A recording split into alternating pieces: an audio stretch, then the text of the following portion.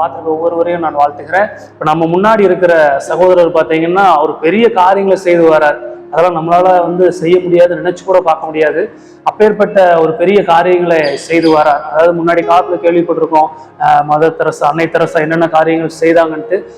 அதை வந்து இப்போ நேர்ல பார்க்கக்கூடிய அளவுக்கு நமக்கு வந்து ஒரு பிரமிப்பான ஒரு காரியத்தை சகோதரர் செய்து கொண்டு வரார். அதன் மூலமாக அவர் என்ன இன்னல்களை சந்திக்கிறார், எவ்வளவு கஷ்டங்களை சந்திக்கிறார், எவ்வளவு பாடுகளை சந்திக்கிறார் என்பதை அவர்கள் மூலமாக நாம கேட்டு தெரிஞ்சுக்கிறோம். இப்போ வந்து உங்களை குறித்தும் நீங்க என்ன சேவைகள் பண்ணி கொண்டு இருக்கிறீங்க, அது என்னென்ன காரியங்களை சந்திக்கிறீங்க என்பதை மக்களோடு நீங்க பகிர்ந்துக்கலாம். என்னுடைய பேர் எஸ் ரூபராஜ். நான் சிப்பிப்பாறை கிராமத்துல வசிக்கிறேன். கோவில்பட்டி பக்கத்துல, கோவில்பட்டியில இருந்து 15 கிலோமீட்டர் சிப்பிப்பாறை கிராமத்துல வசிக்கிறோம். நான் மதுரை ராமநாதத்தின் மண்டலத்துல பனையடிப்பட்டி குருசுரகத்தை சார்ந்த HMS மிஷினரி என்று சொல்லுவாங்க, அதாவது ஹோம் மிஷினரி சொசைட்டி. அதாவது இந்த பகுதியிலே நான் குடும்பமாக தங்கியிருந்து இந்த திருச்சபை சார்ந்த அந்த அருள்பணியை நான் செய்து கொண்டு இருக்கிறேன். அப்படி செய்து கொண்டிருக்கிற நாட்களிலே என்னுடைய தகப்பனார் சிப்பிப்பாறையிலே CSI திருச்சியிலே உபதேசியராக பணி செய்து கொண்டிருக்கிறாங்க. அம்மா ஹவுஸ் ஒய்ஃபா இருக்கிறாங்க. என்னுடைய மனைவி இந்த நாம் பண்ணிக்கிட்டு இருக்கிற குறிப்பாய் அந்த திருப்பணியிலே மிக மிக எனக்கு தோள் கொடுத்து நிற்கக்கூடிய ஒரு தேவன் தந்த ஒரு ஆசீர்வாதமான ஒரு பாத்திரம். என்னுடைய பெயர் நான் ஏற்கனவே உங்களுக்கு சொன்ன மாதிரி எஸ் ரூபராஜ். நான் குறிப்பாக என்னை பற்றி அறிமுகப்படுத்தும் போது அண்ணன் சொன்னாங்க, அன்னை தெரசாவை ஞாபகப்படுத்தினாங்க.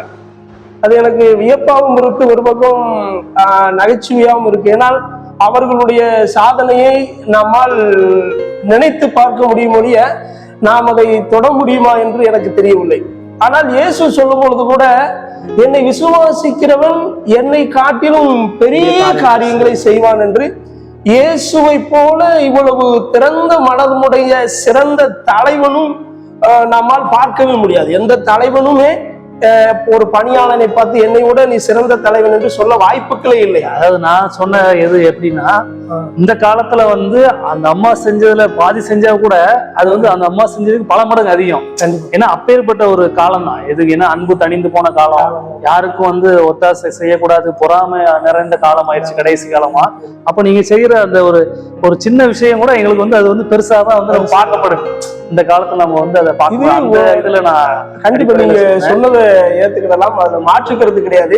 இல்ல அந்த அளவுக்கு இந்த பணியானது இன்னைக்கு நம்மளுடைய கிறிஸ்தவ மக்களுடைய வாழ்க்கையில அடித்தளமாக இருக்கக்கூடிய இந்த பணி.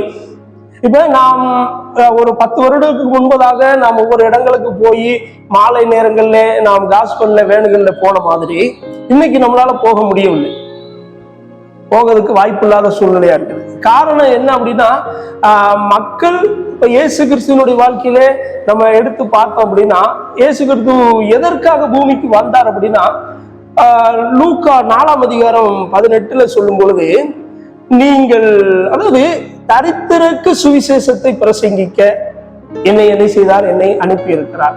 இருதயம் நறுங்குண்டவர்கள், கட்டப்பட்டிருக்கிறவர்கள், விடுதலை இல்லாதவர்கள், வாழ வழி தெரியாது, இவர்களுக்காகத்தான் பிதா என்னை அனுப்பி இருக்கிறார்.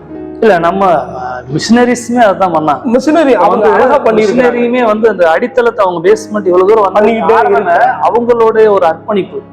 ஏன்னா அவங்க வந்து தனக்கு உண்டான சொத்து எல்லாத்தையும் விட்டு கொண்டு வந்துதான் எங்க ஊழியத்தையே அவங்க வந்து நிறைவேற்றினாங்க. ஸ்கூல்ஸ் கட்டினாங்க, காலேஜ் கட்டினாங்க, மருத்துவமனை கட்டினாங்க, எல்லாரையும் படிக்க வச்சாங்க.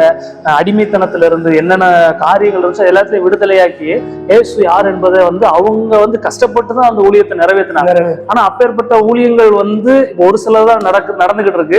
அந்த வழியில நீங்க பண்ணிக்கிட்டு இருக்கீங்க அப்படிங்கறது எங்களுடைய ஒரு கர்த்தருடைய நாம மகிமைப்படட்டும். நாங்க இந்த கோவில்பட்டிக்குள்ள பார்த்தோம் அப்படின்னா, கடந்த 6 வருடமாகவும் 9 மாதமாக உணவு கொடுக்கிறதுதான் எங்கள் ஊழியத்தினுடைய ஒரு பெரிய ஒரு ஆசீர்வாதமே, தரிசனமா இருக்கிறது. இப்ப நான் ஆரம்பிக்கும் போதே சொன்னேன், மதுரை ராமநாத திருமண்டலத்துல பனையடிப்பட்டி குருசகத்துல 6 திருச்சபை இருக்குது. அந்த 6 திருச்சபையினுடைய HMS மிஷினரி தான் என்னுடைய பொறுப்பு. பட் அதுல வந்து திருச்சபை சார்ந்த காரியங்கள்ல, திருச்சபை நாம் மக்களுக்கு போய் நம்ம என்ன செய்வோம் அப்படின்னா போதனை நடத்துவது, காரியங்கள், கூட்டங்கள் நடத்துவது. ஆனால் திருச்சபைக்கு வெளியே இருக்கிற மக்களை சந்திப்பதற்கும் நான் சொன்ன மாதிரி இயேசு வந்த நோக்கங்களை பார்க்கும் பொழுது தரித்திரருக்கு சுவிசேஷம் தேவை. அதை கொண்டு செல்வதற்கு எங்களுக்குரிய பெரிய சோர்ஸ் தான் இந்த உணவு. இந்த மக்களை போய் சந்திப்பதற்கு நான் வெறுமனே சந்திக்க முடியாது. அந்த மக்களை முதலில் நான் சந்திக்க ஆரம்பிக்கும் பொழுது என்னால் உணவு கொடுக்க முடியவில்லை. அப்ப நான் கொடுக்க ஆரம்பித்ததே பாத்தீங்க அப்படின்னா டீ, பிஸ்கெட்டு, பன்னு இதை வச்சுதான். குறிப்பாக இந்த வசனம் தான் எங்களுக்கு மூலதனமாக தேவன் தந்த தரிசனத்துக்குரிய வசனம். அப்ப இயேசு கிறிஸ்து செய்திருக்கிறார் ஒரு சிறப்பான உன்னதமான நம்மளுடைய வாழ்வை மேலோங்குவதற்காக அவர் என்ன செய்தார்? நான் அடிமையின் ரூபம் எடுத்தேன். ஏசாயா 53 சொல்லும் பொழுது நான் அடிமையின் ரூபம் எடுத்து உங்களுக்காக என்ன செஞ்சிருக்கிறேன், வந்திருக்கிறேன். அப்ப இதெல்லாம் அவர் செஞ்சிருக்கிறார். அவரை வழிபடுகிறோம். நாம் என்ன இன்னைக்கு நம்ம செஞ்சுக்கிட்டு இருக்கிறோம்? நாம் என்ன செய்யறோம்? ஆலயங்களுக்கு போகிறோம். நம்மளுடைய தேவைகள் எல்லாம் ஆண்டவர்கிட்ட சொல்றோம். நாம் கொடுத்தா தேவனை போற்றுகிறோம், கொடுக்காவிட்டால் நாம் வேற காரியங்களை, நம்பிக்கையை தடம் புரளுகிறவர்களாக இருக்கிறோம்.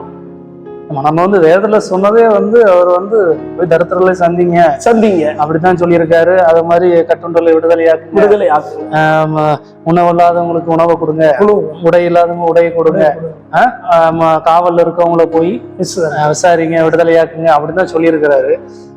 அது வந்து இப்போ வந்து செய்யல, நீங்க செஞ்சு கொண்டு இருக்கிறீங்க. என்னென்ன செய்யறீங்க நீங்க? நான் இந்த மக்களை போய் முதல்ல சந்திக்கும் பொழுது அவங்களுக்கு அடிப்படையாக உணவை கொடுக்குறேன். உணவு கொடுத்துட்டு அந்த மக்களோடு இப்ப போறேன் அப்படின்னா முதல்ல பார்த்த உடனே நம்ம உணவை கொண்டு போய் யார்ட்டையும் கொடுக்க முடியாது. முதல்ல நான் அதுல நம்ம கோயில்பட்டிக்குள்ளேயே பார்த்தோம் அப்படின்னா நால்டமுத்துல வந்து வேலாயுதபுர அவுட்ரு அந்த சாத்தூர் என்கேஜ் ரோடு, அந்த பெரிய ரோடு வர வரைக்கும் முதல்ல சர்வே பண்ணேன். யாரெல்லாம் ரோட்ல இருக்கிற. இப்ப சர்வே பண்ணா பகல்ல வந்து சர்வே பண்ண முடியாது. அதாவது இவங்க சொல்ற என்னன்னா உணவு அப்படிங்கிறது சும்மா அந்த வர்றவங்களுக்காக இல்லை, அதாவது ரோட்ல கைவிடப்பட்ட நிலைமையில இருப்பாங்கல்ல. நம்மளே நிறைய இடத்துல பார்த்துருப்போம். அதாவது முடி நிறைய வளர்த்து அவங்க வந்து பராமரிப்பு இல்லாம கிழிஞ்சி உடையோட, அதாவது யாருமே இருக்க மாட்டாங்க. அப்படி அந்த ரோட்ல அலையிற மக்களை வந்து சந்திச்சு அவங்க வந்து உணவு கொடுக்கறத பத்தி சொல்லிட்டு இருக்காங்க. இப்ப அவங்களை வந்து நம்ம இப்ப தர்மம் எடுக்கிறவங்க அப்படின்னு பாத்தீங்கன்னா, இப்ப நீங்க பஸ் ஸ்டாண்ட்லயே நீங்க போய் நீங்க உட்காடுறீங்க அப்படின்னா 12 மணில இருந்து 3 மணிக்குள்ள பாத்தீங்கன்னா ஒரு 50 வயசு 60 வயசுக்கு மேற்பட்டு இருக்கக்கூடிய பெரியவங்களை பார்த்தாலே எல்லாரையும் பார்த்தா பசியோடு இருக்கிற மாதிரி தான் இருக்கும். ஆனால் நாம் அப்சர்வ் பண்ணி நாம் கலெக்ட் பண்ண அந்த நிலவு எப்படி பண்ணணும் அப்படின்னா, இரவு 12 மணிக்கு மேல காலையில 4 மணிக்குள்ள யார் இருக்கிறாங்க உள்ள. அப்ப நான் வந்து என்ன செய்யணும் அப்படின்னா, இரவே சீக்கிரமே காலையில அதிகாலையில கிளம்பி கோயில்பட்டிக்குள்ள ஒரு 12 மணில இருந்து ஒரு நைட்டு 12 மணிக்கு மேல புது பஸ் ஸ்டாண்ட்ல இருந்து வண்டியை போட்டு அங்க இருந்து அப்படியே கொஞ்சம் கொஞ்சமா எந்தெந்த இடத்துல யாராரு படுத்து இருக்கிறா. ஏன்னா அவங்க உண்மையா வீடு இல்லாம ஆதரவு இல்லாதவங்க. அப்ப ஆதரவு இல்லாதவங்களோட எனக்கு அப்சர்வ் பண்ணதுக்கு நான் வந்து முதல்ல அப்சர்வ் பண்ணி இவங்கதான் நான் தேர்ந்தெடுக்கணும். அப்ப தேர்ந்தெடுப்பதற்கு நான் போய் கொடுக்கும் பொழுது அவங்களுக்கு அது பிரயோஜனமா இருக்கணும். வீடு இருந்து இங்க வந்து படுக்கிறதுக்கு வாய்ப்பு இல்லை. அப்ப இந்த மாதிரி மக்களை முதல்ல அப்சர்வ் பண்ணி எங்க இருக்கிறாங்க, எந்தெந்த இடத்துல இருக்காங்கன்னு என்னால தெரிந்தெடுத்த அளவுக்கு நான் என்ன செஞ்சேன் அப்படின்னா ஒரு கணக்கெடுக்க ஆரம்பிச்சேன் முதல்ல. அப்ப கணக்கெடுக்க கண்டுபிடிச்சிருக்கு. அப்ப இவங்க தான் தர்மம் எடுக்கிறதுக்கு. அப்ப தர்மம் எடுக்கிறதுலயே பல வகையான குரூப்புகள் இருக்கிறாங்க. இந்த தர்மம் உணவுக்காக மட்டுமே எடுக்கிறவங்க இருக்காங்க. பகலெல்லாம் தர்மம் எடுத்து இரவு அந்த பணத்தை குடிச்சு அழிக்கக்கூடிய நபர்கள் இருக்கிறாங்க.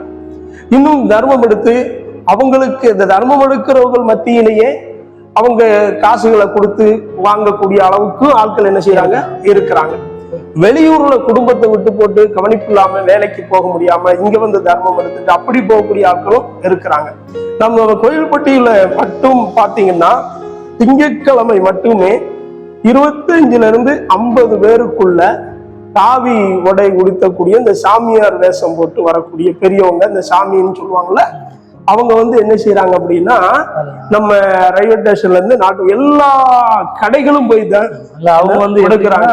ஒவ்வொரு ஊருக்கும் ஒவ்வொரு நாளும் போறாங்க. இப்ப அவங்களை வந்து நம்மளால அப்சர்வ் பண்ண முடியாது, அவங்களை கண்ட்ரோல் பண்ண முடியாது. நாம இந்த மாதிரி அதாவது தங்களுடைய வாழ்வாதாரத்தை தங்களால கவனித்துக் கொள்ள முடியாமல் இருக்கக்கூடிய எல்லாரையும் கைவிடப்பட்டவங்களை அவங்களை போய் சந்திச்சு உணவு கொடுத்து அவங்களுக்கு தேவையான மருத்துவ உதவி செய்து, அவங்களுக்கு தேவையான அந்த முடி திருத்தம் செய்யக்கூடிய காரியங்கள், அவங்களுடைய துணிமணிகளை நாங்களே வீட்டுக்கு கலெக்ட் பண்ணி வாங்கிட்டு போய் அதை நான் துவைப்பேன், இல்லைன்னா எனக்கு என்னுடைய மனைவி துவைப்பாங்க. துவைச்சு எல்லாத்துக்குமே இப்ப எங்க வீட்டுல பாத்தீங்கன்னா படுத்து கிடக்கிறவங்களுடைய எல்லாருக்குமே ஒரு பேக்கேஜ் பை வச்சிருக்கிறோம். யாருக்குமே துணியை பையில கொடுக்க மாட்டோம். அந்த படுத்து கிடக்கிறவங்களுக்கு தினம் வந்து நாங்க மாத்திட்டு அழுக்கு துணியை கொண்டு போயிருவோம். டெய்லி வந்து அவங்களுக்கு டெய்லி மாத்திட்டு நீங்க மாத்தி விட்டுட்டு கொண்டு போயிருவேன். அழுக்கு துணியை கொண்டு போய் வீட்டுல வச்சு அன்னைக்கு துவைப்போம். இல்ல என்னால முடியல, அன்னைக்கு முடியலன்னா என்ன மனைவி என்ன செஞ்சிடும், வேலையெல்லாம் முடிச்சுட்டு துவைச்சிருவாப்ல. அப்ப வந்து நீங்க ஒரு தனி இடம் வச்சு எல்லாரையும் வந்து பராமரிக்கக்கூடிய சூழல் இல்ல. எனக்கு அந்த அளவுக்குரிய சோர்ஸ், அதுக்குரிய வீடு இந்த மாதிரி மக்களுக்கு இன்னும் கொடுக்க மாட்டேங்காங்க. ஒண்ணு இப்ப நம்ம கொஞ்சம் நம்ம ஆட்கள் தங்கக்கூடிய இடங்கள்ல இவங்களை வச்சு தங்க வைக்க முடியாது, அதுக்கு நமக்கு லைசன்ஸ் கிடைக்காது. அப்ப வந்து நீங்க வந்து அவங்க எந்த இடத்துல இருக்காங்களோ அவங்க அந்த இடத்துக்கே போய் டெய்லி வந்து அவங்களுக்கு பராமரிப்பு பண்ணி தேவையான பணிகள் என்ன பண்ணணுமோ, உங்களுக்கு என்ன பண்ணணுமோ, உங்களுடைய காலை கடனை அள்ள வேண்டுமானாலும் நாங்கள் அள்ளி சுத்தம் செய்து, இப்ப ஒரு 3 பேருக்கு நம்ம நாப்கின் மாட்டி தான் நம்ம அவங்க படுத்த படுக்கையா இருக்கிறாங்க. 3 பேரு நம்ம இன்னைக்கு நிலைமைக்கும் 3 பேரு படுத்த படுக்கை, கைகால் வராம போயிடுச்சு. இங்க கோல்பட்டி ஜிஹெச், திருநெல்வேலி, தூத்துக்குடி எல்லாம் கொண்டு போயிட்டு வந்தாச்சு. எந்திரிச்சு உட்கார்ந்தா தலைவலிக்கு, கைகால் வரல அப்படின்னு அழுகுறாங்க, படுத்த படுக்க. பட் இவங்களை நம்ம சும்மா விட முடியாது. இப்ப நமக்கு ஒரு லொகேஷன் இருந்ததுன்னா, வீடோ இருந்தோ இடமோ இருந்தா செட்டு போட்டு கைக்குள்ளே பார்க்கலாம். பட் ஆனா முடியல. பட் ஆனா அவங்க இடத்துல வச்சு அங்கனக்குள்ளே என்ன செய்ய பார்த்துக்கிட்டு இருக்கு. இப்ப அவங்களுக்கு நம்ம செய்ய வேண்டிய என்ன வென்றாலும் செய்யலாம். என் இயேசு நமக்கு சொல்லி கொடுத்தது அதுதான். அவர் விண்ணுலகம் விட்டு மண்ணுலகத்துக்கு வந்திருக்கிறார். அவர் விண்ணுலகம் விட்டு மண்ணுலகம் வந்ததுக்கு ஒரே ஒரு சோர்ஸ் என்ன சொல்றார், இழந்து போனதை தேடவும் ரட்சிக்கவுமே மனுஷகுமாரன் அவர் வந்திருக்கிறேங்கிறார். அப்ப அவர் வந்த நோக்கம் எங்களிலே நிறைவேறுகிறதை தான் நாங்கள் மற்றவர்களுக்கு இந்த முறையாக கொண்டு போய் கொண்டிருக்கோம். அவர் தரித்திரருக்கு போய் சந்திக்கணும். நான் எப்படி சந்திக்க? அவர்களுடைய தேவை, அடிப்படையான தேவைகளை, இந்த உணவு, உங்களுக்கு என்ன தேவையோ, உங்களுடைய வேலை என்னவோ, உங்களுக்கு என்ன செய்யணும் அதை சொல்லுங்க, நாங்க செய்யறோம். ஏன்னா நீங்க செய்யறது வந்து ஒரு பெரிய விஷயம். ஏன்னா அவன் பக்கத்திலேயே நம்மளால போக முடியாது. ஏன்னா அவ்வளவு வந்து உங்களுக்கு நம்ம இதை நம்ம பாக்குறோம் அப்படின்னா மேக்சிமம் என்கிட்ட எல்லாரும் கேட்கக்கூடிய நிகழ்வு நீங்க இப்ப கேட்ட கேள்விதான். உங்களுக்குலாம் வாடகை அடிக்காதா, நாராதா, இதெல்லாம் நீங்க எப்படி பண்ண மாட்டீங்களா? ஐயா, இதுல வந்து நாம் கவனிக்கக்கூடிய பெரிய ஒரு நிகழ்ச்சி இல்ல, இதை கேட்டுக்கிட்டு இருக்கிற மக்கள் உங்கள் எல்லாருக்கும் சொல்லக்கூடிய ஒரு காரியம் என்னன்னா, நம்ம மார்க்க நற்செய்தி புஸ்தகம் 7ஆம் அதிகாரம் 21ஆம் வசனத்துல, மனிதனுடைய இருதயத்திலிருந்து புறப்படுகிறதே மனிதனை தீட்டுப்படுத்தும் ஒழிய மனிதனுடைய வெளிப்புறமான இருக்கக்கூடிய எந்த காரியமும் அவன் என்ன தீட்டு அடுத்தார். உள்ளத்திலிருந்து எழும்பக்கூடிய காரியங்கள் அப்படின்னு ஒரு லிஸ்டே ஆண்டவர் அந்த பகுதியில கொடுக்கிறார். அப்ப அந்த இதுல என்கிட்ட இல்லைன்னு யாராச்சும் சொல்ல முடியுமான்னு பார்த்தா, அது இருந்தா நான் கடவுளுடைய பார்வையிலே அழுக்கானவன், நாற்றம் எடுத்தவன். நீங்க சொல்றது பார்த்தா வெளிப்புறமான நாத்தத்தோட உள்புறம் வந்து நாற்றம் அவ்வளவு இருக்கு. இப்ப நானே இந்த ட்ரெஸ் போட்டிருக்கிறேன், இப்ப நானே ஒரு யூரின்ல இருக்கேன், டிஸ்கன்ட்ரி ஆயிட்டேன்னா என்னை கழுவுறதுக்கு ஒரு 10 நிமிஷம் மனசு இருந்தா போதும், டக்குன்னு கழுவி விட்டு அந்த வாடைகளை தூக்கிடலாம். ஆனால் ஒவ்வொரு மனிதனுடைய வாழ்க்கையிலும் 1 யோவான் ஆண்டவர் அழகா சொல்லுகிறார், இயேசு கிறிஸ்துவின் ரத்தம் சகல பாவங்களை நீக்கி நம்மை சுத்திகரிக்கிறது. அப்ப அந்த மனிதனுடைய இருதயத்தில் இருக்கிற இந்த பாவத்தை எடுக்கக்கூடியதற்கு ஒரே ஒரு வழி இயேசு மட்டும்தான். அப்ப அந்த இயேசு கிறிஸ்துவனுடைய அந்த ரத்தத்தை இப்ப இந்த மக்களுக்கு நற்செய்தியாய் கொண்டு செல்ல வேண்டும். தரித்திரருக்கு சுவிசேஷம் கொண்டு போகணும். அப்ப அவங்களுக்கு பணி செய்யணும். அவங்களுக்கு என்ன பணி வேணாலும் செய்யலாம். இத நாற்றம் என்பது நான் அந்த வசனத்தை தான் என்கிட்ட கேட்கிறவங்களுக்கு எல்லாம் மையப்படுத்துவதுதான். என்கிட்ட காம விகாரம் இல்லை, என்கிட்ட பொய் இல்லை, என்கிட்ட வன்மம் இல்லை, பொறாமை இல்லைன்னு நீங்க சொல்லுவீங்க அப்படின்னா நீங்கள் மனம் நிறைந்தவர்கள். ஆனால் இந்த மக்களுடைய வாழ்க்கையில இருக்கிற அந்த மாற்றத்தை சில போட்டோஸ் கூட பாத்தீங்கன்னா, இவங்கள இப்படி இருக்கிறாங்க அப்படிங்கிற அளவுக்கு தேவன் எங்களை கொண்டு அந்த செய்தார். ஏன்னா வந்து ஆளே அடையாளம் தெரியாத அளவுக்கு நீங்க வந்து நீட் பண்ணதுக்கு அப்புறம் சூப்பரா இருக்கிறது. ஒரு சாதாரண மனுஷன், நானும் வந்து வானத்துல இருந்து இறங்கி வந்தவங்க கிடையாது. நானும் எங்க அம்மா அப்பா அழுக வச்சிருக்கிறேன், அப்பா கூட அம்மா கூட சண்டை போட்டிருக்கிறேன், வீட்டம்மா கூட சண்டை போட்டிருக்கிறேன். இன்னும் நான் வெளியே சொல்ல முடியாத அளவுக்கு பாவங்களில் இருந்தவன் தான் நான். ஆனா தேவன் அந்த காரியங்களை என்ன சொல்லி இருக்கிறார்? வானத்திற்கும் பூமிக்கும் எவ்வளவு தூரமோ அவ்வளவு தூரம் தேவன் நம்மளுடைய பாவங்களை என்ன செய்தார்? தூக்கி எறிந்து போட்டார். அதை மறுபடியும் தேவன் நம்மகிட்ட என்ன செய்ய மாட்டார் அப்படின்னா, நம்மளுக்கு வாய்ப்பு கொடுத்திருக்கிறார். தன் பாவங்களை மறைக்கிறவன் வாழ்வடைய மாட்டான், அவைகளை அறிக்கை செய்து விட்டு விடுகிறவனும் இறக்கம் வரும். எங்களுக்கு தேவன் ஒரு நாள் ஒரு வாய்ப்பு கொடுத்தார். அந்த வாய்ப்புக்கு தேவனுக்கு நாங்கள் வாழ்க்கையை அர்ப்பணிச்சேன். அப்படி அர்ப்பணித்த பின்புதான் இந்த திருப்பணியை நாங்கள் என்ன செய்தோம்? சேவையை பண்றீங்க. இப்ப வந்து நீங்க என்னென்ன, அதாவது நீங்க நிறைய பேரை வந்து பண்ணிருப்பீங்க, அதுல சில விஷயங்கள் அதாவது உங்களுக்கு எதிர்ப்பு வந்துச்சா, இல்ல எதிர்ப்பு பண்ண போகும்போது அந்த அந்த நபர் எதுவும் எனக்கு வேண்டாம் அப்படின்னு சொல்லிட்டு கோவப்பட்டாங்களா? இன்னல்கள் என்ன இன்னல்கள் சந்திச்சீங்க, அதை பத்தி நீங்க? கஷ்டம் அப்படின்னு சொல்லணும் அப்படின்னாங்க, இப்ப சாப்பாடு என் கையில கொடுத்துருவாங்க, பொருள் இருக்கு, தேவன் என்னை ஆசீர்வதிக்கிறார், பொருட்கள் வந்து கொடுத்துக்கிட்டே இருக்கணும்னு வச்சுக்கோங்களேன். இப்ப சில இடங்கள்ல நாங்க கொடுக்கறத பார்க்கிற பெரியவங்களை, நீ உணவு கொடுத்து இந்த மக்கள் வாழ்க்கையை கெடுக்கிறம்பாங்க. உணவு கொடுத்து இந்த மக்களுடைய வாழ்க்கைய நீ கெடுத்துக்கிட்டு இருக்க அப்படிம்பாங்க. நீ கொடுக்காட்டினா கூட அவங்க நடமாடி சாப்பிட்டுக்கிடுவாங்க, நீ கொடுத்துதான் அவங்களை என்ன செய்யற ஒரே இடத்துல இருக்க வைக்க. நீ சிப்பி போற சர்ச்சில் இருந்து தானே வர வேலைக்காரன் தானே, அப்பனா ஒருவேளை நீ மாத்துறதுக்கு தான் இப்படி கொடுத்துக்கிட்டு இருக்கிறியா வைக்கியா? அப்ப நமக்கு சில நேரங்கள்ல எப்படி வருது அப்படின்னா, இன்னும் அந்த வார்த்தையை சொல்லலாமான்னு எனக்கு தெரியல. இப்ப தண்ணி அடிக்கிறாங்கன்னு வச்சுக்கோங்களேன். தண்ணி அடிச்சாங்கன்னா சிலருக்கு அந்த இடத்துல சாப்பாடு கொடுத்துக்கிட்டு இருக்கோம். அப்ப அவங்க வந்து என்ன செய்யறாங்க, ஒரு சாப்பாடு கேட்டுக்கிட்டு சாதாடுதாங்க.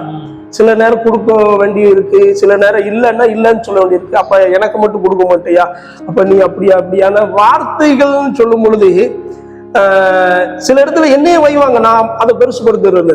சில நேரம் மனைவி, அம்மா, அப்பாவை எல்லாரையும் சேர்த்து பேசும்பொழுது இருதயம் மிகவும் கடினப்படும், அதை அழுகுதான் வரும். வேற அவங்கள நம்ம இது வரைக்கும் ஒன்னும் சொல்ல போறதில்ல, செய்ய போறது கிடையாது. அதாவது நம்ம நீதி நிமித்தம் துன்பப்படும் பொழுது நம்ம வந்து பாக்கியவான் வசனத்தின்படி எல்லாத்தையும் என்கிட்ட வந்து கேட்கிறான், எல்லாத்தையும் இப்படி செய்யற கொடுக்க வீட்டம்மா வந்து ஒரு நாள் எனக்கு கொடு அப்படிங்கிறான். தண்ணியை போட்டு வந்து இதை நீங்க போடுவீங்களா கட் பண்ணுவீங்களான்னு எனக்கு தெரியல, பொது ஓப்பனிங்கா சொல்றேன். எல்லாத்தையும் கொடுக்குறேன்னு சொல்றதுல, தண்ணியை கொடுக்குங்க, அதை கொடுக்குங்க, உணவு கொடுக்குங்க அப்படிங்கிறத நல்லது செஞ்சு அவ்வளவு தூரத்துக்கு ஒரு பழி சொல்லு, அவ்வளவு ஒரு அந்த வார்த்தையை ஏத்துக்கிட வேண்டியது இருக்கு. அப்ப அந்த இடத்துல அவனை பார்த்தேன்னா, இந்த நம்ம பக்கத்துல உட்காந்துருக்க இந்த சகோதரர் மாதிரி சின்ன பையன் மாதிரி தான் இருக்கான், பேண்ட் சட்டை போட்டிருக்கான். தினம் பாக்குறேன், எல்லாம் கொடுங்க அப்படி கொடுக்கங்க, வீட்டம்மா வந்து ஒரு நாள் கூப்பிட்டுட்டு நாளைக்கு வந்து கூப்பிட்டு போ அப்படிங்க. அந்த இடத்துல நம்ம என்ன வேணாலும், எனக்கு இருக்கிறதுக்கு அவனை அதே இடத்துல என்ன வேணாலும் நம்ம செய்யலாம். ஆனால் கிறிஸ்துவ நம்மளை அதுக்காக அந்த இடத்துல அனுப்பவில்லை. அவனை நம்ம ஏற்றுக்கொள்ளணும். அவன்கிட்ட அந்த வசதி அந்த காரியங்களை வாங்கிட்டு தேவன் இது நான் இப்பொழுது வீட்டமாட்ட கூட குடும்பத்துல கூட யார்ட்டையும் நான் இதை சொல்லக்கூடாது. இந்த நிகழ்வை உங்ககிட்ட தான் சொல்றேன். அப்ப அதெல்லாம் நம்ம என்ன செய்ய வேண்டியிருக்கு அப்படின்னா, ஏற்றுக்கொள்ள வேண்டியது இருக்கிறது. அந்த நேரத்துல ஒரு மனசோர்வு வந்திருக்கா? மனசோர்வுங்கிறதுக்கு வர்றதுக்கு ஏசாயா 53 தான் எனக்கு அடித்தளமான வசனம். தினமும் ஒரு முறையாவது ஏசாயா 53 வாசிக்காமல் நான் தூங்குனதும் கிடையாது, எழுந்ததும் கிடையாது. ஏசாயா 53, என் தேவன் எனக்காக என்ன செய்தார், இதுதான் எனக்கு பேசிக். என்னுடைய சோர்வுனாலும் சரி, என்னுடைய சந்தோஷம்னாலும் சரி. இன்னும் நீதிமொழிகள் 8ஆம் அதிகாரத்துல பிதாவும் இயேசு கிறிஸ்துவும் நாங்க ரெண்டும் எப்படி ஒன்னா இருந்தோம், உலகம் உருவாகும் முன்னு எப்படி இருந்தோம், இவ்வளவு ரிலேட்டிவா இருந்த அவங்கள தனியா என்ன செய்யறாங்க, சில கட்டத்துல பிதா குமாரனை நமக்காக அனுப்புறார். அதே ரோமர்ல பவுல் அடிகளார் சொல்லும் பொழுது, சொந்த குமாரன் என்றும் பாராமல் அவரையே நமக்கு தந்தவர் மற்ற எல்லாவற்றையும் அருளாதிருப்பது எப்படி, அவரையே கொடுத்துட்டார். யோவான் 3:16 சொல்லும் பொழுது, அவருடைய அன்புக்கு ஈடுகளை ஒன்றுமே இல்லையா. நாம் எந்த அளவுக்கு கிறிஸ்துவை நான் மக்களுக்கு கொண்டு செல்ல ஆரம்பிக்கணும் நினைக்கிறேனோ, அர்ப்பணிக்கிறேனோ, அந்த அளவுக்கு கசப்புகளையும் வேதனைகளையும் துன்பங்களையும் நம்ம ஏற்றுக்கொள்வதற்கு முதல்ல ஆயத்தமா இருக்கணும். ஏன் நம்ம இந்த இருக்கிறது ஒரு நல்ல ஒரு ஆலயம். இந்த ஆலயத்தினுடைய ஆரம்ப கட்ட நிலைமையை பார்க்கும் பொழுது இதனுடைய பேஸ்மெண்ட் வந்து எப்படி இருக்கு அப்படின்னா, அருமையாகவும் அழகாகவும் உறுதியாகவும் இருக்க போய் தான் ஆலயம் கட்டும்னு இந்த இடத்துல எப்படி இருந்ததுன்னு உங்களுக்கு தெரியும், எனக்கு ஆக்சுவலி தெரியாது. அப்ப அடித்தளமானது எந்த ஒரு இடத்துலையுமே எவ்வளவு உறுதியாகவும் திண்ணமாகவும் இருக்கிறதோ அதுதான் அதனுடைய மேற்பரப்பு எப்படி இருக்கும் அப்படின்னா அழகா இருக்கும். அப்ப நம்ம கிறிஸ்தவ வாழ்க்கையினுடைய இயேசு கிறிஸ்து 33 வருஷம் வாழ்ந்தாருன்னு நம்ம எல்லா செய்திகளிலும் சொல்லிக்கிட்டு இருக்கிறோம். அவருடைய ஊழியமே 3 வருஷம் தான். இந்த 3 வருஷத்துல அவர் செய்தது, நீங்கள் யோவான் 4, 5, 6, 7 பாத்தீங்கன்னா, நற்செய்தி புஸ்தகத்துல யோவான்ல, நான் என் பிதாவின் ஒரு விருப்பம்படி தான் வந்திருக்கிறேன், நான் பிதா என்ன சொல்றாரோ அதைத்தான் செய்யறேன், என் பிதா என்ன பேசுறாரோ அதைத்தான் நான் சொல்றேன், நானும் என் பிதாவும் நான் ஒன்னா இருக்கிறேன். இப்படி அவர் சொல்ற எல்லா இந்த 3 அதிகாரங்களை பார்க்கும் பொழுது எல்லாமே அவரும் பிதாவும் ஒன்னா இருந்து இந்த காரியத்தை செய்வதற்கு தன்னை குமாரனா இயேசு எவ்வளவு அர்ப்பணித்தாரோ அவ்வளவு ஒவ்வொரு தனி மனிதனும் எல்லாரும் கிளம்பி நீங்க வெளிநாடுகளுக்கு மிஷினரியா போங்கிறதுலாம் அது சாத்தியம் இருக்கு இல்ல, தேவன் அழைப்புனா நீங்க போங்க, நான் வேண்டாம்னு சொல்லல. ஆனால் உங்க வீட்டு பக்கத்துல ஒரு எளியவர்கள், தரித்திரர்கள், முடியாதவர்களுக்கு நீங்கள் உதவி செய்யுங்கள், சேவையை செய்யுங்கள். அதுதான் சுவிசேஷம். நீங்க சேவையை செய்யுங்க. இப்ப நாங்களே போறோம் அப்படின்னா ஒரு ஆள் ஒரு நபர்கிட்ட, ஒரு தர்மம் எடுக்கிறவர்கிட்ட, ஒரு தெளிவா இருக்கிறாங்க, வசனத்தை கேட்கக்கூடியவங்களா இருக்கிறாங்க அப்படின்னா 6ல இருந்து 1 வருஷம் ஆகுது. இயேசு உங்களை நேசிக்கிறார் அப்படின்னு இந்த 3 வார்த்தையை சொல்ல 6ல இருந்து 1 வருஷம் ஆகும். அது வரைக்கும் அவங்ககிட்ட என்ன செய்ய முடியாது, பேசவே முடியாது. நான் என்னையும் முதல்ல அவங்க ஏத்துக்கிடணும், நான் எதுக்காக செய்யறேன்னு அவங்க முதல்ல பார்க்கணும், என்னை ஏற்றுக்கொண்டு அவங்க குடும்ப நிலவரம் எதுக்கு இப்படி வந்தேன்னு என்கிட்ட சொல்லணும். சரி, நீங்க இந்த இதில் வச்சு நான் சொல்றேன், நிறைய பேரை சந்திச்சிருப்பீங்க, அதுல உங்களுக்கு ரொம்ப ஒரு பாரமா இருந்த காரியம் நபர் ஒரு அன்பு சகோதரியை சொல்லுதானே, அவங்க நம் தமிழ் கிடையாது, நம்மள ஹிந்தி பேசக்கூடிய சகோதரி. நம்ம கோயில்பட்டியில இருந்து இப்போ 2 வருஷம் ஆச்சு. சற்று மனநலம் சரியில்லாம இருக்கிறாங்க. அவங்க கோயில்பட்டியில எங்க ரயில்வே ஸ்டேஷன்ல முத பாக்குறேன். ரயில்வே ஸ்டேஷன்ல இருந்து எங்க வராங்க, பழைய பஸ் ஸ்டாண்ட் வராங்க, பத்மாஸ்பத்திரி வராங்க, மறுபடியும் இங்கிட்டு வராங்க. இப்படி 1 மாச காலமா சுத்திக்கிட்டே இருக்கிறாங்க. இப்ப அவங்களுக்கு பார்க்கும் போதெல்லாம் என்ன செய்யற அப்படின்னா உணவு கொடுப்பேன், சில நேரம் வாங்குவாங்க, வாங்காம போயிடுவாங்க. அவங்க சரியான வயது சொல்லும் பொழுது 25-30 வயசு வாலிப தங்கச்சி. அவங்களை பாதுகாப்பது மிக கடினமான மன வேதனைக்குரிய நிகழ்வா இருந்தது. ஏன்னா ஒரு தீமண்டம் மற்ற பொருளை எதை கொடுத்து பேசணும் அப்படின்னா பக்கத்துல உட்காந்துடுறாங்க. அப்போ தண்ணி அடிக்கிறவங்க, குடும்பம் இல்லாதவங்க, இல்ல முறை இல்லாம பார்க்கக்கூடியவங்க ஒரு நாள் உணவு கொடுத்துட்டு அதாவது ஊருக்கு நான் கிளம்பி போய்கிட்டு இருக்கேன், கரெக்டான லொகேஷன் சொல்லணும் அப்படின்னா நம்ம பிரிட்ஜில் கீழே இறங்கும் பொழுது அந்த சின்ன ஒரு பாலம் மாதிரி இருக்குது. அந்த பாலத்துக்கிட்ட ஒரு பெரிய ஒரு வெள்ளையஞ்சலையுமே உட்கார்ந்து இருக்கிறாரு. அவர் உட்காந்து என்னடா இருட்டு பேர் உட்காந்துருக்காரு. நான் போயிட்டேன், கிராஸ் ஆகி போனவன் டக்குன்னு கால் மட்டும் ஒண்ணு நீட்டுற மாதிரி தெரியுது. சரின்னு டக்குன்னு வண்டியை நிப்பாட்டிட்டு என்னுடைய மிரர்ல திரும்பி பார்க்கிறேன். அதை பார்க்கும் பொழுது இந்த சிவப்பு கலர் அந்த சகோதரி சேலை கட்டி இருக்கிறாங்க. அந்த சேலை முந்தான தெரியுது. போனவன் அப்படியே திரும்பி வந்து ஆப்போசிட்ல நான் நிக்கிறேன். நின்னா இந்த பெரியவர் அந்த மனநல சரியில்லாத அந்த சகோதரிக்கு பிஸ்கட் பாக்கெட்டு, வாழைப்பழம், இந்த வாட்டர் கேனு எல்லாம் கொடுத்து அவளை முறையில்லாமல் பயன்படுத்துவதற்கு முயற்சி செஞ்சுக்கிட்டு இருக்கிறாங்க. அந்த செருப்பு கடை அண்ணன் அவங்ககிட்ட சொல்லி அந்த பக்கத்துல இருந்து அவங்க ஒரு வீடியோ அவங்களை எடுக்க சொன்னேன். நான் அங்கிட்ட இருந்து போய் பார்த்து சத்தம் போட்டேன். பிறகு எனக்கு தெரிஞ்ச நம்மளுடைய ஸ்டேஷன்ல ஒரு ஐயாவை கூப்பிட்டு வர சொல்லி கூப்பிட்டு சத்தம் போட்டு அனுப்பி விட்டோம். பிறகு அன்னைக்கு நைட்டு என்னால வீட்டுக்கு விட்டுட்டு போக முடியல. அப்புறம் அதுக்கடுத்து கோயில்பட்டி இந்த லைன் கிளப் மேடம் அப்படின்னு சொல்லி ஒருத்தவங்க இருக்கிறாங்க, ஆமா சைலஜா மேம்னு சொல்லி. இப்போ அவங்க இந்த மாதிரி நம்ம திருப்பணியில இந்த மனநலம் சரியில்லாதவங்க, ஹோம்ல இந்த பெரியவங்களை சேர்ப்பதற்கு இப்ப வரைக்கும் அவங்க பெரிய உதவி.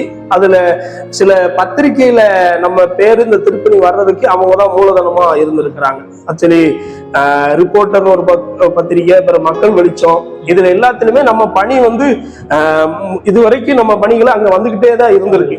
இப்ப கடைசியா கூட கடந்த மாதத்துல நீங்க பாத்தீங்க அப்படின்னா ரிப்போர்ட்டர் பக்கியில இந்த 6 வருட காலமா நம்ம பணிய குடும்பத்துல இருந்து எல்லாத்தையுமே எழுதி ஒரு பயோகிராபியாவே என்ன செஞ்சிருக்காங்க, போட்டு வெளியிட்டு இருக்காங்க.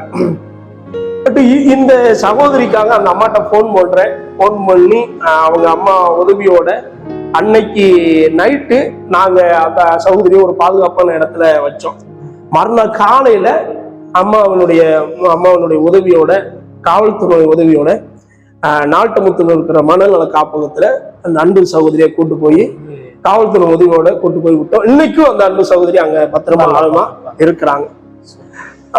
அது மாதிரி இன்னொன்னு ஏதோ அந்த இளையசந்தர் ரோட்டு பாலத்து பக்கத்துல ஏதோ டூர் வந்தவங்களை யாரையும் விட்டுட்டு போயிட்டாங்க அப்படின்னு ஏதோ கேள்விப்பட்டேன். அதை பத்தி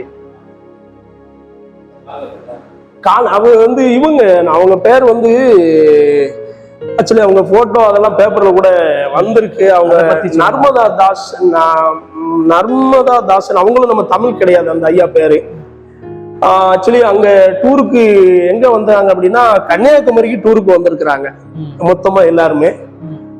அவங்க வந்தவங்ககிட்ட எல்லாருமே பார்த்து கிளம்பியிருக்காங்க. பழங்கி முடிச்சுட்டு இவங்களுக்கே தெரியாம அவங்க கிளம்பி விட்டுட்டு போயிட்டாங்க. அதாவது விடுறதுக்காக ஆக்சுவலி அவர்கிட்ட விசாரிச்சு, எனக்கு அவங்க நாக்கு வச்சு தெரியாது, நம்ம அண்ணன் வேதமுத்து அண்ணன் நமக்கு தெரியும். அவங்களுடைய நண்பர் நம்ம ரவிச்சங்கையான்னு ஒருத்தவங்க இருக்கிறாங்க.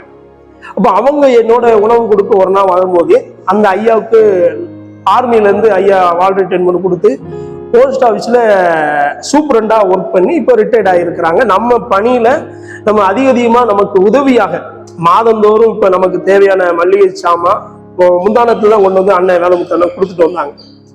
இப்போ அந்த ஐயாட்ட போன் பண்ணி கொடுக்குற 2 பேரும் அவங்க பேசுறாங்க. அப்ப பேசும் பொழுது அவர் என்ன சொல்றாங்க அப்படின்னா, பெரியவர் அழுதுகிட்டேன்னு என்னைய விடுறதுக்கு தான் வந்தாங்கன்னு எனக்கு தெரியும் அப்படிங்கிறாரு. அதாவது வயசானவங்களை மேக்சிமம் அவங்களுடைய பகுதியில இந்த மாதிரி செஞ்சிருவாங்களாம். பராமரிக்க முடியாதனால கூட்டு வந்து விட்டுட்டு போயிடுவாங்க. என்னையும் அதே மாதிரி தான் விட்டுட்டாங்க. அவர் சரீரத்துல பிரச்சனை இருந்துச்சு. சரீரத்துல இந்த காலில் இந்த பகுதி முழுவதுமே புண்ணு அதிகமா இருந்தது. அதை நம்ம பார்த்தோம். புண்ணு 10 நாள்ல இருந்து 20 நாள் வரைக்கும் மருந்து தினம் தொலைச்சு கட்டி விட்டோம். புண்ணு ஆறி போச்சு. ஏன்னா அந்த ஐயா இங்கனுக்குள்ள இருக்கிறதுக்கு நமக்கு இட வசதி இல்லையா, ஒண்ணு நமக்குன்னு லொகேஷன் ஒண்ணும் இல்லை. அதனால அவங்களால நம்மளை பராமரிக்க முடியல. ஹோம்ல சேர்ப்பதற்கு அந்நேரம் நமக்கு ஹோம்ல இப்போ ஒரு ஆளை கூட்டு போய் ஹோம்ல விடுதோம், அவங்களுக்குரிய ஸ்பான்சர்ஷிப் நம்ம பார்க்கணும். இப்ப ஹோம்னாலும் எல்லாத்தையும் கொண்டு போய் நம்ம விட முடியாது.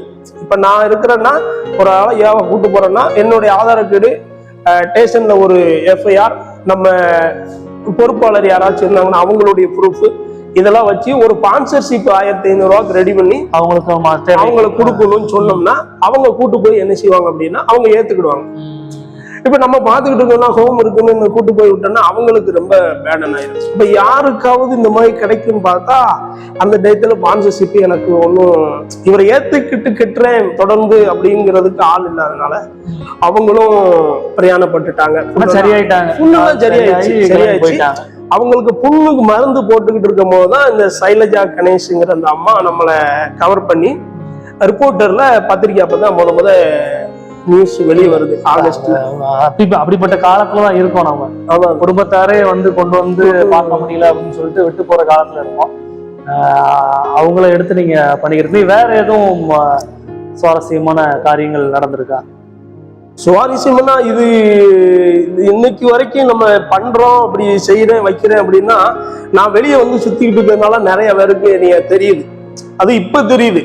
பட் நான் ஆரம்பத்துல 6 வருஷம் சொல்றேன்னா 1வது 2வது 3வது வருஷம்னா இப்படி ஒண்ணு இருக்காங்கிறதே அடையாளமே நிகழ்ச்சியே தெரியாது.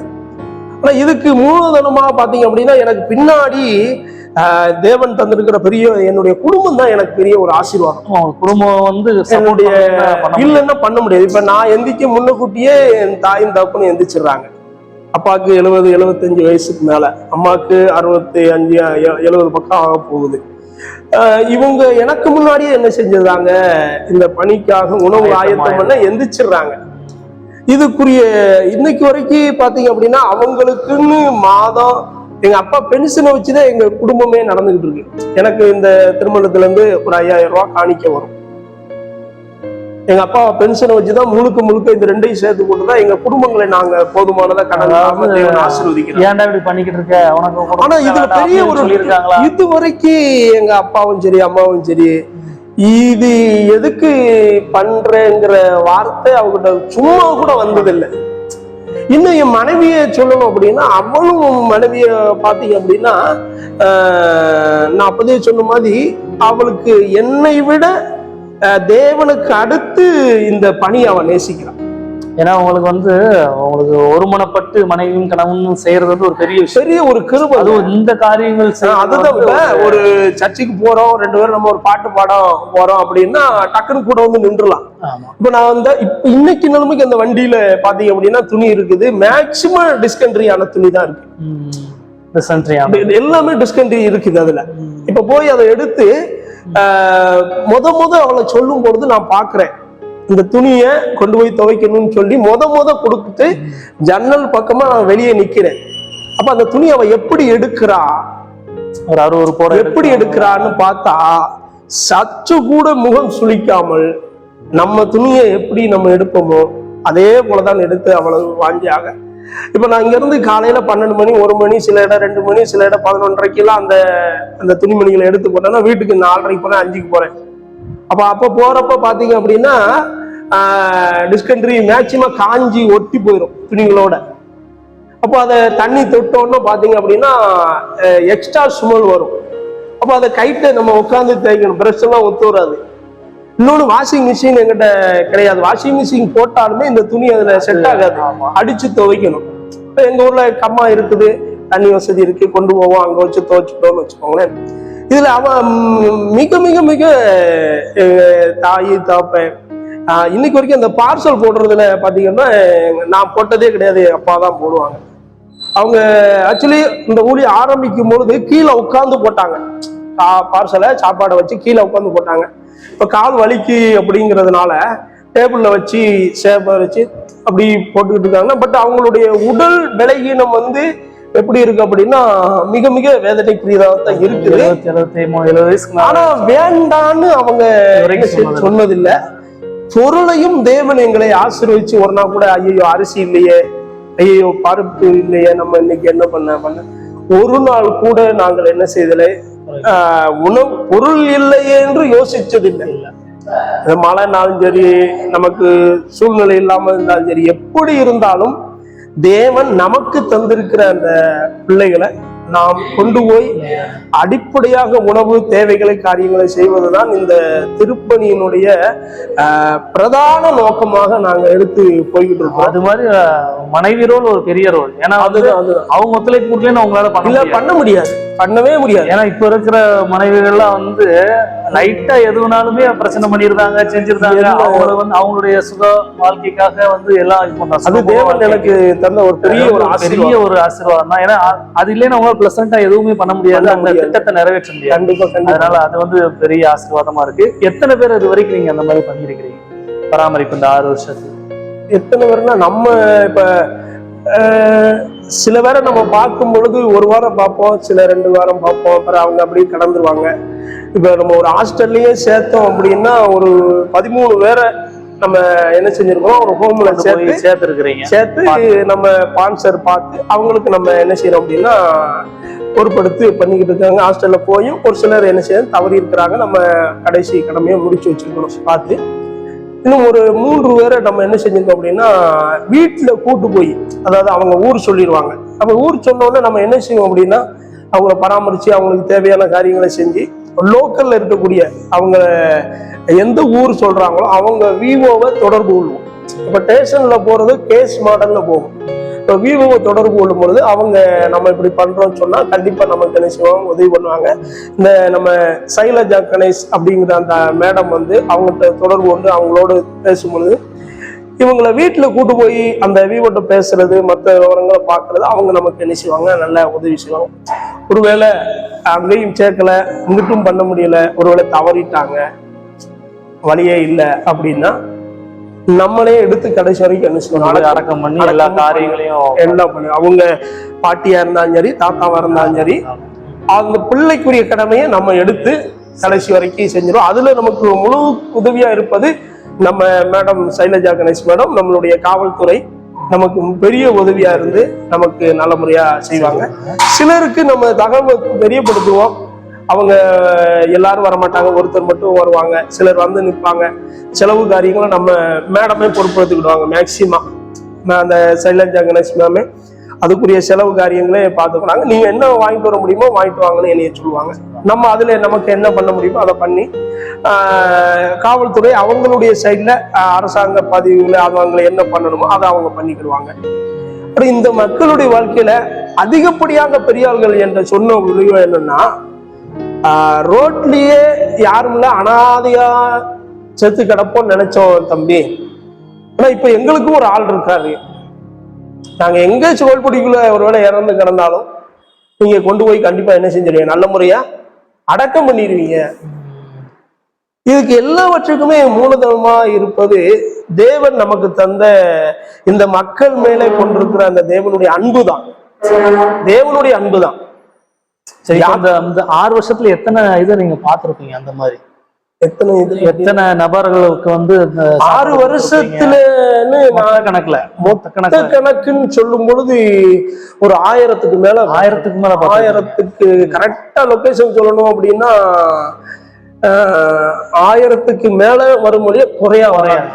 இந்த 6 வருஷத்துல 1000 பேர், அதாவது நீங்க பராமரிச்சு தொட்டு எல்லாம் பண்ணி சாப்பாடு கொடுத்து இருக்கிறீங்க. அப்படி சிலர் தங்குறாங்க, சிலர் போயிருக்கிறாங்க, சிலர் கடந்து சந்திச்ச நபர். அவ்வளவுதான். இப்ப இன்னைக்கு பாம்பேன், நாளைக்கு என்ன இருக்க வாய்ப்பு இருக்காது. அப்ப இவங்களெல்லாம் பலரை வந்து என்ன செஞ்சிருக்க அப்படின்னா இங்க கோல்பட்டிக்குள்ள இப்பயும் ஸ்டோர் பண்ணி இருக்கிறாங்க. இப்ப நம்ம 6 வருஷம் சொல்லுதோம்ல, 6 வருஷமா கெஞ்ச ஆரம்பிச்சு இப்ப அண்ணனுக்கு தெரியும், வேதபுத்தனுக்கு ஒரு பாட்டியம்மா இருக்கிறாங்க. அதுக்கு பக்கத்துல ஒருத்தர் பெரிய ஒரு பொத்தியே படுத்து கிடப்பாரு. 6 வருஷமா கெஞ்சி கடந்த மாசத்துலதான் அவருக்கு முடிய வெட்டியிருக்கேன். எத்தனை வருஷமா நான் ஆரம்பிச்சு உணவு கொடுக்க ஆரம்பிக்கும் பொழுது அவர்கிட்ட கெஞ்ச ஆரம்பிச்சது, முடி வெட்டிக்கலாம், முடி வெட்டி குளிக்க வச்சிருவோம்யா, என்ன சொல்லுவாங்க அதுக்கு, வேண்டான்றாங்க. வந்தையா சாப்பாடு கொடு, அதெல்லாம் போயிரு, இந்த பேச்சு வச்சுக்கிடாது, வேற ஏதாச்சும் பேசு வையே, இதை பத்தி முடிவெற்ற குளிக்க சொல்லாத. ஐயா எனக்கு அன்னைக்கு ஒரு அவசரமான சோழியா நான் போலான்ட்டு பாட்டிமான்னு ஒரு அம்மா இருக்காங்க பாலத்துக்கடியில கொடுத்துட்டு கிளம்பலான் இருக்கையில இந்த ஐயா தண்ணியை ஊத்திட்டு சாப்பாடு கொடுத்துட்டு கிளம்புறேன். அந்நேரம் பார்த்து அவர் சொல்லுதாரு, இன்னைக்கு முடி வெட்டிருங்க அப்படிங்கிறாரு. இங்க நான் பஸ்ஸை பிடிக்கணும், இங்கிட்டு இவரு வெட்டணுங்காரு. இவரை விட்டுட்டேன்னா அடுத்து இன்னும் 6 வருஷம் நல்லாயிரும். பட் நான் அந்த ப்ரோக்ராமே கேன்சல் பண்ணிட்டேன். போகாட்டினாலும் பரவாயில்ல, நம்ம இல்லைன்னாலும் இன்னொரு ஆளை செய்திக்கு அங்க நிப்பாட்டிடுவாங்க, ஏதோ ஒரு. பட் நமக்கு இந்த மக்கள் வாழ்வாதாரம் ஆகணும். இந்த மக்களுக்குள்ள இன்னும் பாருங்க, நல்லா தெளிவா இருக்கிறாங்க, மனநலம் சரியில்லாம இல்லை கிடையாது, தெளிவா இருக்கிறாங்க. ஆனால் மனதளவுல காயப்பட்டு நம்ம என்னத்த குடும்பம், அதாவது ஒரு விதமான டிப்ரெஷன்ல இருப்போம். அதேதான் ஒரு ஸ்ட்ரெஸ் டிப்ரெஷன். நம்ம எதுக்கு வாழணும்? இப்ப எது குளிக்கணும்னு சொன்னாலே எதுக்கு குளிக்கணும்? ஐயா நம்ம குளிச்சு சாப்பிடுங்கய்யா, எதுக்கு சாப்பிடணும்? இல்ல அது வந்து பொதுவா ஒரு மன அழுத்தத்துல இருக்கிறவங்களுக்கு வந்து குளிக்க மாட்டாங்க, செய்ய மாட்டாங்க, அந்த மாதிரி ஒரு அது ஒரு டிப்ரெஷன். அவங்களுக்கு அவங்களாவே பேசிக்கிட்டு இருக்கிறாங்க. இன்னும் சிலர் அவங்களுக்குரிய வேலைகளை செய்யறதுக்கு ஒரு இடத்துல கூட்டு போனோம்னா, ஒரு பல்க்ல இல்ல ஒரு ஹோட்டல்ல வேலை பார்த்து இருக்க அப்படின்னு சொன்னாலும் அதையும் அவங்க என்ன செய்ய முடியல, ஏத்திக்கிட மாட்டிக்காங்க. செய்யறதுக்கு உடல் ஆரோக்கியமா இருக்கு, ஆனா மனதளவுல அவங்க மனதளவுல பாதிக்கப்பட்டிருக்கனால என்னத்த இருந்தா சாப்பிடுவோம், இல்லைன்னா போய் சேரல. நம்மளே நினைப்போம், நிறைய பேர் கை கால் நல்லா தானே இருக்கு, அவங்க வேலை பார்த்து செய்ய வேண்டியதானே. ஆனா வந்து சில பேர் வந்து எனக்குனே வந்து அவங்க இப்படி இருக்காங்க. ஆனா சில பேர் வந்து நீங்க சொன்ன மாதிரி மன அழுத்தத்துல இருக்கிறதுனால அவங்களால செய்ய முடியாது. அது நம்ம இந்த பேட்டியை நம்ம எத்தனை பேர் பாக்குறாங்களோ எப்படின்னு தெரியல. அதாவது உங்களுக்கு முடிஞ்சதுன்னா நீங்க உணவு கொடுங்க, இல்லைன்னா இல்லைன்னு சொல்லிருங்க. உங்களுக்கு கை கால் நல்லா இருக்கு, அது இருக்கு, இது இருக்கு, நீ இப்படி இருக்க அப்படி இருக்குன்னு அவங்க ஏற்கனவே மனசுடைஞ்சு குடும்பம் இல்லாம எல்லாம் இல்லாம இழந்து இருப்பமா சாபமாங்கிறதுனாலதான் உயிரை காப்பாத்ததான் சிலர் கையே ஏந்துறாங்க. உங்க முன்னாடி வந்து நின்ன உடனே நீ கை கால் நல்லா இருக்க, அப்ப நீங்க கொடுக்குற 10 ரூபாய்க்கு அவங்க கை ஒடிச்சிருமா? நீங்க கொடுக்குற ஒரு 10 ரூபாய்க்கோ 20 ரூபாய்க்கோ ஒரு 5 ரூபாய்க்கோ அவங்க காலை ஒடிச்சிட்டு கேட்டா கொடுப்பீங்களா? முடிஞ்சா கொடுங்க, இல்லைன்னா இல்லைன்னு சொல்லிருங்க. ஏன்னா அவங்களுக்கு உண்டான பிரச்சனை நமக்கு தெரியாது. பார்க்கும்போது நல்லா இருக்காங்கன்னு தோணும், ஆனா அவங்க டிப்ரெஷன் இருக்கனால அவங்களுக்கு வேலை செய்ய முடியாது. ஐயா நான் ஒரு யாரு என்ன அப்படின்னு நான் அதை நம்ம அந்த வீடியோவில் நம்ம போடக்கூடாது. ஆக்சுவலி ஒரு ஐயாட்ட பேசிக்கிட்டே இருக்கிறதுனா அவரே சொல்லுதாரு, என்னைய வேண்டான்ட்டு என் வீட்டுக்காரி இன்னொரு ஆள் கூட போயிட்டா, பிள்ளைங்க என்னை ஏத்துக்கிடல, இன்னும் நான் எதுக்காக இருக்கணும், அதனால தர்மம் எடுக்க வந்துட்டேன். வாழ்க்கையை வெறுத்து போய் முடிஞ்சு போச்சு. அப்ப அவரும் பாதிக்கப்பட்டவர் தானே. இது நான் எப்படி நம்ம சரிப்படுத்த முடியும்? ஆண்டவருடைய அன்பை நான் இருக்கையா பாத்துக்கிறதையான்னு சொல்லியா பேசி வச்சுதான் இப்போ ஓரளவுக்கு இந்த முடிவெட்ட குடிக்கிறதுக்கு வந்து நம்மளை பார்த்து பேசுறாரு. ஆரம்பத்துல பேசவும் மாட்டாங்க, பக்கத்துல போக முடியாது. மனநலம் சரியில்லாதவங்கன்னு நம்மளை சடக்குன்னு கண்டுபிடிக்க முடியாது. சடக்குன்னு பேசிக்கிட்டே இருப்பாங்க, சடக்குன்னு என்னத்தையாச்சும் கொண்டு எரிஞ்சிருவாங்க. அந்த மாதிரி இது நடந்திருக்கா? எரிஞ்சிருவாங்க. ஆலம்பட்டி கம்மால போறதுக்கு முன்னக்குட்டி ஒரு தோணுகால் விளக்கு இருக்கு. அந்த தோணுகால் விளக்குல அந்த திண்டு பாத்தீங்கன்னா நெட்டுக்க போட்டிருப்பாங்க. அதுல மத்தியானம் ஒரு ஐயா பெரிய ஒரு நடு வயசுல படுத்திருக்காரு. ஐயான்னு சொல்ல முடியல, பேண்ட் சட்டை போட்டிருக்காங்க, அழுக்கு அடைஞ்சு இருக்கிறாரு ஆளு. போனேன், போய் தட்டி எழுப்புறேன். அவங்க பார்த்தோன்னு போங்காங்க. சரி, வழக்கமா எல்லா பெரியவங்களும் சொல்றது தானே அப்படின்ட்டு நானும் அசால்ட்டா நின்றுகிட்டே இருந்துட்டேன். இப்போ மறுபடியும் போய் ஐயா எந்திங்க சாப்பிடுங்க அப்படின்னு சொன்னோன்னே சாப்பாடு கொண்டா அப்படின்னாங்க. சாப்பாடை கையில கொடுத்த மூஞ்சிலே எரிஞ்சிட்டாங்க. மூஞ்சில இருந்தா நான் தொடச்சு விட்டு இன்னொன்று வேணா எடுத்துட்டு வருவான்னு சொன்னது அவங்களுக்கு கோபம் அதிகமாயிடுச்சு. பக்கத்துல கம்பு எடுத்துட்டு விரட்ட ஆரம்பிச்சிட்டாங்க. நான் வண்டியை நிப்பாட்டிட்டு ஓடிட்டேன். அவரு நான் அவர் முடிஞ்ச வரைக்கும் கொஞ்சம் ஓடி இருந்தாரு. நானும் சரி வண்டியை கூட பிற எடுத்துக்கிட்டோன்னு ஓடி கொஞ்சம் தூரம் போய் அங்கிட்டு தோணுகால் முக்கில் பார்த்தீங்கன்னா ஒரு டீ கடை இருக்கு. அந்த டீ கடையில போய் நின்றுட்டு ஒரு டீ சாப்பிட்டுட்டு பிறகு இன்னொரு பைக்கில் ஏறி போற மாதிரி போனேன்னு பார்த்தேன். அவரு அந்த இடத்துல இல்ல, இன்னொரு இடத்துல போய் படுத்துட்டாரு. அப்ப மறுபடியும் அங்கக்குள்ள இறங்கிட்டு மறுபடியும் வந்து வண்டி எடுத்துட்டு திரும்பி வந்தேன். திரும்ப அவரை சந்திச்சீங்களா? திரும்ப சந்திக்க முடியல என்னால. மறுநாள் பார்க்கலான்னு பார்த்தேன், அவங்க நம்ம கோல்பட்டியில. அதுக்கு பிறகு இன்னைக்கு வரைக்கும் அவங்கள என்னால பார்க்க முடியல. அது அவங்களுக்கு பிடிக்கல அப்படிங்கன்னா, நான் என்னைய ஏத்துக்கிடல அப்படின்னா அடி விரட்ட ஆரம்பிச்சிருந்தாங்க. அது வந்து மனநிலை சரியால. அதே மாதிரி இப்போ இந்த மாதிரி முதல்ல ஏத்துக்கிடாம திரும்ப ஏத்துக்கிட்டவங்க இருக்காங்களா? அது அந்த 6 வருஷம் அந்த ஐயா சொல்லுது பாத்தீங்களா, அவங்க ஏத்துக்கிட்டே மாட்டாங்க, பேசவே மாட்டாங்க, எனக்கு என் பக்கமே திரும்பவே மாட்டாங்க. அதாவது நீங்க அடிக்க வந்து அப்படி இந்த மாதிரி சொன்ன சம்பவம் மாதிரிங்களாம் இப்ப ஆளு இல்லையா, இறந்துட்டாங்க. அந்த தென்றல் நகர் பக்கம் ஜெயராஜ்னு சொல்லி ஒரு ஐயா இருப்பாங்க. அந்த தென்றல் நகர்ல நம்ம அந்த சர்ச்சு கூட நல்ல சர்ச்சு சொல்லுவாங்க. முதல்ல சந்திக்கும் போது அடிக்க வந்துட்டு திரும்ப நீங்க தொடர்ந்து அவங்க போய் சந்திச்சு திரும்ப வந்து உங்களோட வந்திருக்கிறாங்க, நல்லா இருந்தாங்க. வயது முதிர்ச்சியின் காரணமாக ஜெயராஜன் சொல்லி அந்த ஐயா அவங்க தவறி இருக்கிறாங்க. அவங்களும் அதான் அது மனநிலை சரியில்லாமல் இல்லை, அவங்களுக்கு ஏற்பட்ட மன பாதிப்புல சிலர் ஆளுக்களை பார்த்தாலே சிலருக்கு வந்து எரிச்சல் வந்துகிட்டே இருக்கும். அவங்களா பேசிக்கிட்டே இருப்பாங்க. இது நமக்கு தெரியாது. நம்ம கொடுக்கணும் அப்படிங்கிற சந்திக்கணும்னு வாஞ்சியில போனதுல அவங்களால என்ன செய்ய முடியல அப்படின்னா ரொம்ப கோபத்துல இருந்தது. அடிக்க ஆரம்பிச்சுட்டாங்க. அப்ப அடிக்க ஆரம்பிச்சிட்டோம்னா நம்ம விட முடியாது. அப்ப நமக்கு அந்த லொகேஷன் நமக்கு மக்கள் இருக்கிறாங்கன்னு தெரியும். அப்ப 2வது நாள் போய் அவங்க தூரத்துல பார்க்கும் போதே அவங்க படுத்திருக்கிற இடத்துல சாப்பாடை வச்சுட்டு நான் பாட்டுக்கு போயிடுவேன்.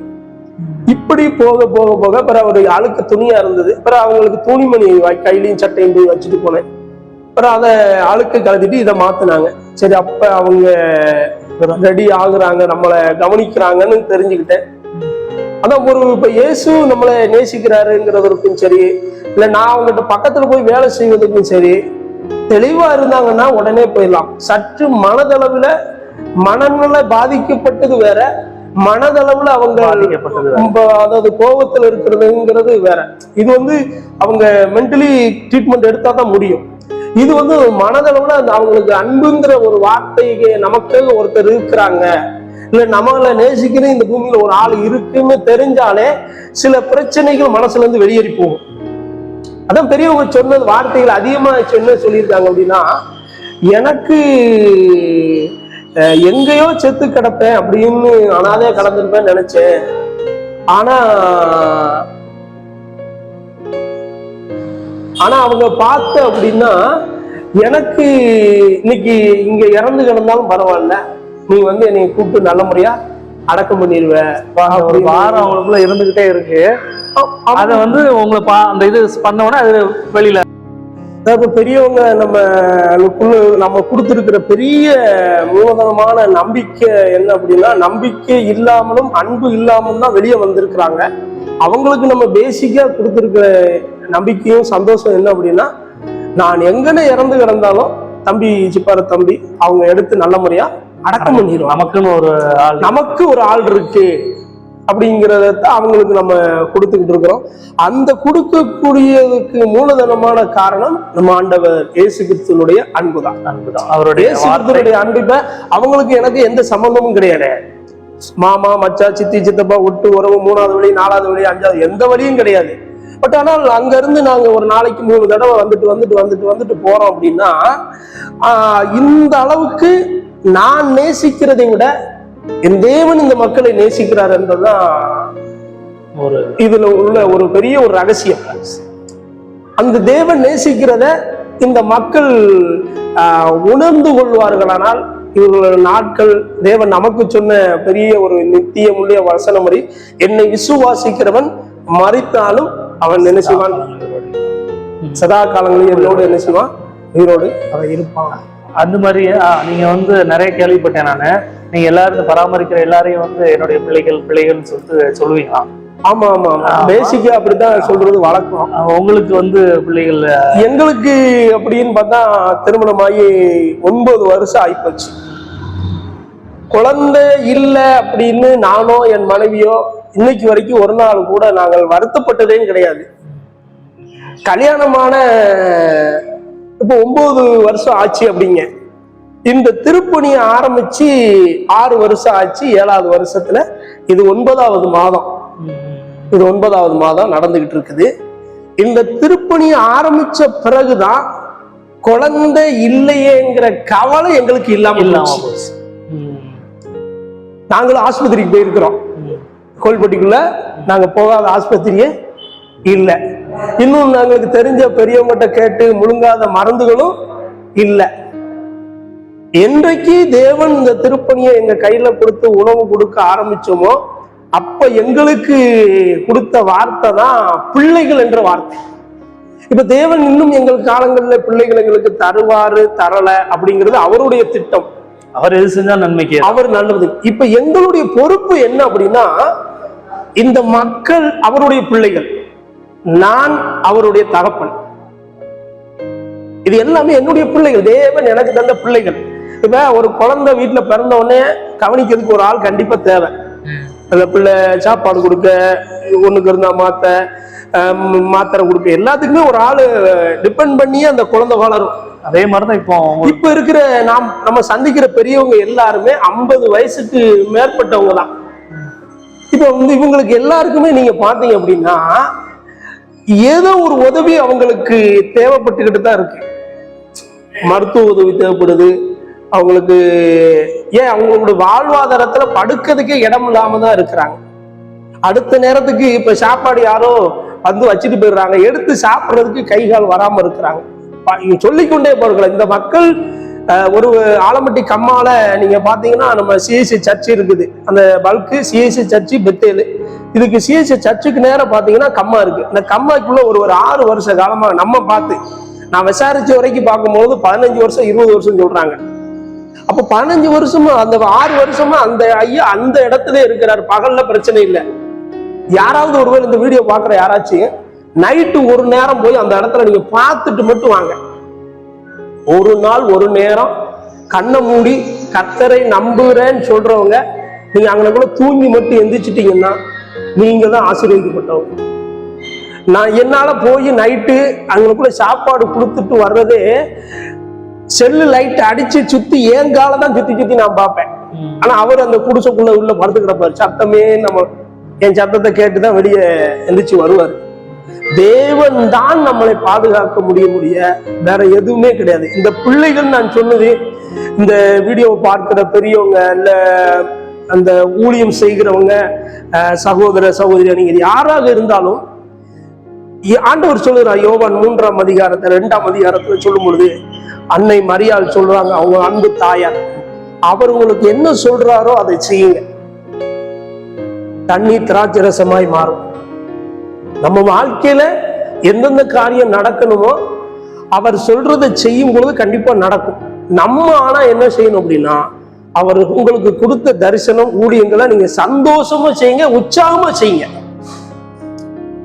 அதுதான் நம்மளை இன்னும் என்ன செய்யும் அப்படின்னா, நாங்க பிள்ளைகள் என்று சொல்வதற்கு பெரிய ஒரு ஆசீர்வாதமே தேவன் அந்த வார்த்தையை எங்களுக்குள்ள என்ன செஞ்சிட்டார் அப்படின்னா, எங்களுக்கு இல்லையே என்று நாங்கள் வருத்தப்பட்டதோ நாங்கள் கவலைப்பட்டதோ, என்னடா நமக்கு பிறகு கல்யாணம் முடிச்சவங்களுக்கு எல்லாம் சடக்கு சடக்குன்னு குழந்தை பிறந்துருச்சு, நம்ம ஆனா காலையில இருந்து நைட்டு வரைக்கும் சோறு கொடுத்தே ஓடுதோமே, நம்மளை பார்த்து நமக்கு ஒண்ணு கொடுக்க மாட்டேங்காரு, இதுதான் வீட்டுக்குள்ள இல்ல சொந்த பந்தங்களுக்கு ஒரு பேச்சா இருந்தா சரி, சாப்பாடு கொண்டு வரோமே, நம்மளை சந்திக்கிற பெரியவங்க, சும்மா பெரியவங்க பழக்கத்துல தர்மம் எடுக்கிறவங்க இல்ல, நம்மளை பார்க்கிற பெரியவங்க பழகினவங்க, என்ன தம்பி இப்படி ஓடி ஓடி ஓடி ஓடி சாப்பாடு கொடுக்கீங்க, அவன் உங்க ஆண்டவர் உங்களுக்கு ஒரு குழந்தை தர மாட்டேங்கார, குழந்தை தராதது அவருடைய, அதாவது ஆண்டவர் ஒரு திட்டம் வச்சிருப்பார், உங்களுக்கு உங்க குடும்பத்துக்கு கொடுத்து ஆண்டவர் ஒரு திட்டம் வச்சிருக்காரு. திட்டத்தை எப்படி நிறைவேற்றணுங்கிறது அவருக்கு தெரியும். இந்த உணவு கொடுக்கணும் அப்படிங்கிற, குழந்தை கொடுத்து நிறைவேற்றணுமா இல்ல கொடுக்காம நிறைவேற்றணுமாங்கிற அவருக்கு அவருடைய விருப்பம்.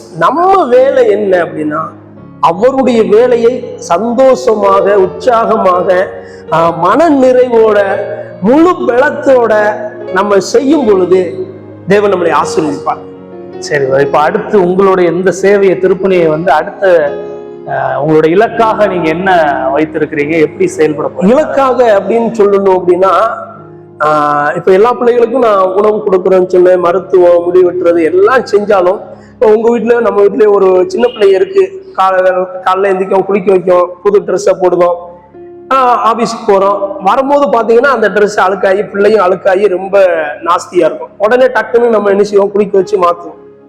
இப்ப எங்களுடைய பெரியவங்க இந்த பிள்ளைங்க எல்லாருமே நான் குளிக்க வைக்கிறேன், துணி மாத்துறேன், மறுபடியும் தெருவுலையே தான் விட்டுருக்கிட்டு இருக்கேன். இப்ப வாரம் ஒரு தடவை தாத்தா மாதிரிலாம் சேவிங் பண்ணிடலாம், மாசம் ஒரு தடவை 2 தடவை தேவைப்பட்டா முடி வெட்டிடலாம். பாட்டிமாரெல்லாம் மேக்சிமம் மொட்டையை போட்டு விட்டுரும்.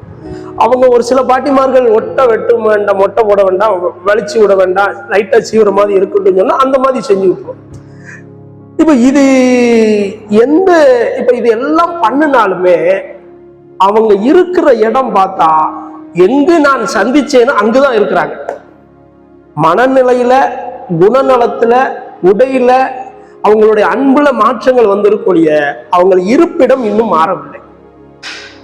எங்களுடைய பெரிய அடுத்த திட்டம் என்னன்னா, இந்த மக்களை, அதாவது தன் வேலையை தன்னால செய்ய முடியாம பிறருடைய உதவியை நாடி இருக்கிற அந்த பெரியவங்களுக்கு ஒரு இருப்பிடத்துல அமைச்சு அவங்க வாழ்வாதாரத்துல, நாங்கள் இது எதுக்காக நம்ம செய்கிறோம், இது செய்கிறவருக்கு காரணம் யார், இந்த செய்கிறவருடைய அன்பு எப்படிப்பட்ட அன்பு, ஒரு இடத்துல அவங்கள பராமரிச்சு அவங்களுக்கு தேவையான எல்லா காரியத்தையும் செய்து, இது செய்கிறதற்கு கர்த்தர் மட்டும்தான் காரணம், இது செய்வதற்கு அவர்தான் உங்களுக்கு மூலதனமான, எங்களை அனுப்பினவர் அவர்தான், அவர்தான் இந்த முழு வேலைக்கும் இந்த திருப்பணிக்கும் கருவே அதுதான்.